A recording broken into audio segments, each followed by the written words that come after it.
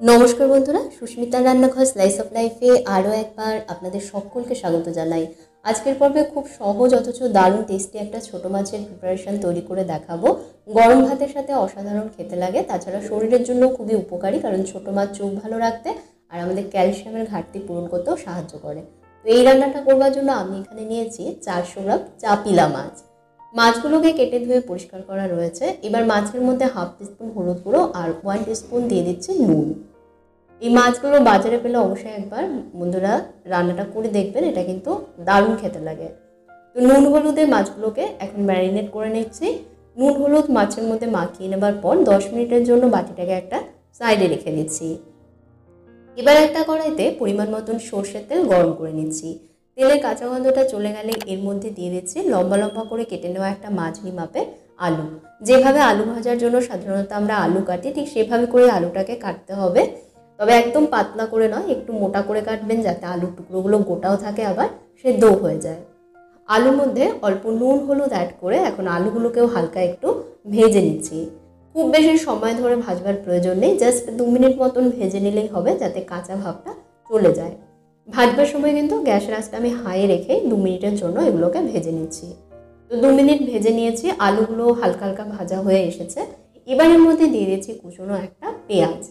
এখানে একটা মাঝারি মাপের পেঁয়াজ আমি কুচিয়ে নিয়েছি। পেঁয়াজটাকেও আলুর সাথে মিশিয়ে নিয়ে ভেজে নিতে হবে। তো হাই আছে পেঁয়াজটাকে ভেজে নিচ্ছি। একইভাবে পেঁয়াজটাকেও কিন্তু খুব বেশি লাল করে ভাজতে হবে না, জাস্ট 2 মিনিট মতন ভেজে নেব, যাতে পেঁয়াজের কাঁচা ভাবটা চলে গিয়ে হালকা একটু ভাজা ভাজা হয়ে যায়। পেঁয়াজগুলো এরকম হালকা একটু ভাজা হয়ে আসলেই এর মধ্যে দিয়ে দিচ্ছি লম্বা পাতলা করে কেটে নেওয়া একটা টমেটো। যাতে টমেটো তাড়াতাড়ি নরম হয়ে যায় সেজন্য এর মধ্যে অল্প একটু নুন দিয়ে মিশিয়ে নিয়ে এখন টমেটোটাকে ভেজে নিচ্ছি। তো 2 মিনিট টমেটো ভেজে নিয়েছি, দেখুন টমেটো নরম হয়ে গেছে। এবার এর মধ্যে দিয়ে দিলাম হাফ টিস্পুন রসুন বাটা, হাফ টিস্পুন হলুদ গুঁড়ো, 1/4 টিস্পুন দিয়ে দিচ্ছি ঝাল লঙ্কা গুঁড়ো। এখানে আমি কাশ্মীরি লঙ্কা গুঁড়ো দিইনি, আপনারা চাইলে দিতে পারেন, তাতে রঙটা আরও সুন্দর আসবে। আর দিয়ে দিলাম 1 টিস্পুন জিরে গুঁড়ো। 4-5টা দিয়ে দিলাম কাঁচা লঙ্কা। লঙ্কাগুলো কিন্তু আমি চিড়ে দিইনি, গোটা রেখেছি, তবে আপনারা চাইলে লঙ্কাগুলোকে চিড়েও দিতে পারেন। সব মিশিয়ে নিয়ে খুব ভালোভাবে মশলাটাকে এখন কষিয়ে নিচ্ছি। তো কড়াইতে ঢাকনা চাপা দিয়ে মশলাটাকে আমি কষিয়ে নিচ্ছি। লো মিডিয়াম আছে প্রায় 3 থেকে 4 মিনিট সময় ধরে ঢাকা চাপা দিয়ে কষিয়ে নিয়েছি। মাঝে অবশ্য একটু মিশিয়ে দিয়ে আবারও ঢাকা দিয়ে দিয়েছিলাম। এবার নুন হলুদ মাখিয়ে রাখা মাছগুলোকে এর মধ্যে দিয়ে দিচ্ছি। মাছগুলোকে আলু আর মশলা সব কিছুর সাথে হালকা হাতে একটু মিশিয়ে নিতে হবে। যেহেতু বন্ধুরা ছোট মাছ, এই মাছগুলো কিন্তু খুব নরম হয়, তাই অল্পতেই ভেঙে যায়, সেজন্য খুব বেশি নাড়াঘাটা করবেন না, জাস্ট হালকা হাতে একটু মিশিয়ে দিয়ে কড়াইতে ঢাকনা চাপা দিয়ে রান্না করতে হবে।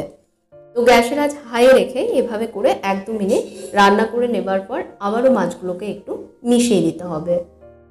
আর যাতে মাছের সব দিকটাই সমানভাবে ভাজা হয় সেজন্য হালকা হাতে একটু মিশিয়ে দিলাম। এই সময়ের মধ্যে অল্প একটু জলও দিয়ে দিচ্ছি, যাতে নিচ থেকে এটা লেগে বা পুড়ে না যায়। তবে খুব বেশি জল দেবেন না, কারণ এতে কিন্তু ঝোল থাকবে না, একটু গামাখো হবে। তো আবারও এটাকে ঢাকা দিয়ে 2-3 মিনিটের জন্য রান্না করে নেব। তো ঢাকা দিয়ে এভাবে করে 2-3 মিনিট রান্না করে নিয়েছি। এখন সবশেষে এর মধ্যে দিয়ে দিচ্ছি 1 মুঠো ফ্রেশ ধনেপাতা কুচি। ধনেপাতা দেবার পর এটাকে মিশিয়ে নিয়ে লো মিডিয়াম আছে আরও 1-2 মিনিট রান্না করব, যাতে এর মধ্যে যতটুকু জল রয়েছে সেটাও টেনে যায় আর ধনেপাতার ফ্লেভারটাও এর সাথে সুন্দরভাবে মিশে যায়। তো 1-2 মিনিট পর বন্ধুরা গ্যাস বন্ধ করে দিচ্ছি। তৈরি হয়ে গেল দারুণ সুস্বাদু ও স্বাস্থ্যকর ছোট চাপিলা মাছের ঝাল বা চচ্চড়ি। একবার অবশ্যই আমার রেসিপিটা ফলো করে রান্নাটা করে দেখবেন, এটা কিন্তু দারুণ খেতে লাগে। তো আশা করছি আপনাদেরও ভালো লাগবে। আর ভিডিওটা ভালো লেগে থাকলে প্লিজ একটা লাইক দেবেন, শেয়ার করবেন আর চ্যানেলটাকে সাবস্ক্রাইব করতে ভুলবেন না। আপনারা ভালো থাকবেন, ভালো রাখবেন। ধন্যবাদ।